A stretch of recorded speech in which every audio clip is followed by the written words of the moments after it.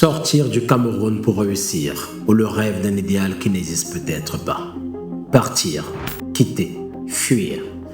C'est devenu presque une obsession collective dans les rues de Douala, dans les quartiers de Yaoundé, dans les villages oubliés du nord ou du sud. Quand on parle avenir, on parle ailleurs. France, Canada, Belgique, Russie, Suisse. Les destinations changent, mais la raison est la même. Échapper à un pays qui semble avoir oublié ses enfants. Peut-on vraiment reprocher à un jeune de vouloir vivre quand on ne lui offre que de survivre? Comment blâmer un garçon qui veut fuir le désespoir, une fille qui veut juste avoir le droit de rêver? Le Cameroun, notre terre, elle est belle, mais elle est à bout de souffle. Et notre jeunesse, elle, à bout de force.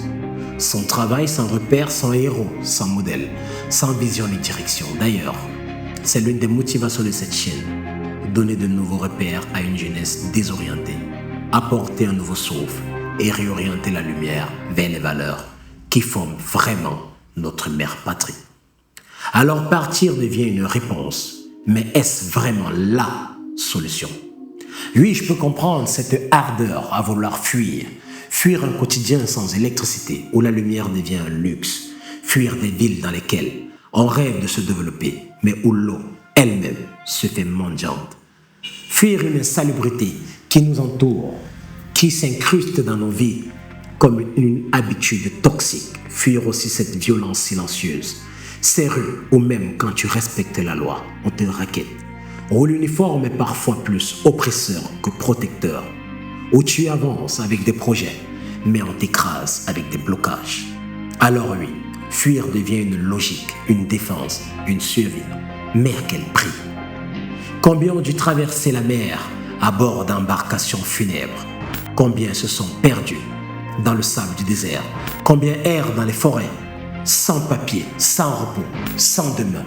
Et ceux qui arrivent, combien vendent leur dignité pour survivre en silence? Combien acceptent des conditions de travail qui étouffent toute humanité, des horaires inhumains, des traitements humiliants, l'isolement total loin de leurs racines?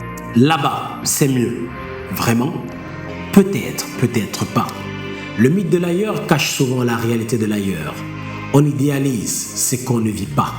On oublie que partir, c'est aussi perdre. Perdre ses racines, perdre ses proches, perdre parfois soi-même. Alors on part, mais à quel prix? Je ne veux pas condamner qui part, non, jamais. Parce que partir est parfois une nécessité. Parce que certains ont trouvé le salut ailleurs. Et c'est aussi ça, la réalité. Mais je veux dire, le changement ne viendra pas d'ailleurs, il viendra de nous. Il commencera par nos petites actions, nos projets, nos récoltes de valeurs, notre capacité à ne plus attendre. Réussir ici, c'est encore possible, mais c'est pas facile. Ce n'est pas glamour, non, mais c'est noble, c'est fort et c'est porteur d'avenir. Alors si tu veux partir, pars, mais ne pars pas pour rien, pars avec un but, pas pour fuir. Pars avec tes armes, tes compétences, ton humanité. Et surtout, n'oublie jamais d'où tu viens. Et si tu restes, reste créatif, reste debout, reste compétitif, reste rêveur. Parce que le Cameroun que tu attends, il ne viendra pas sans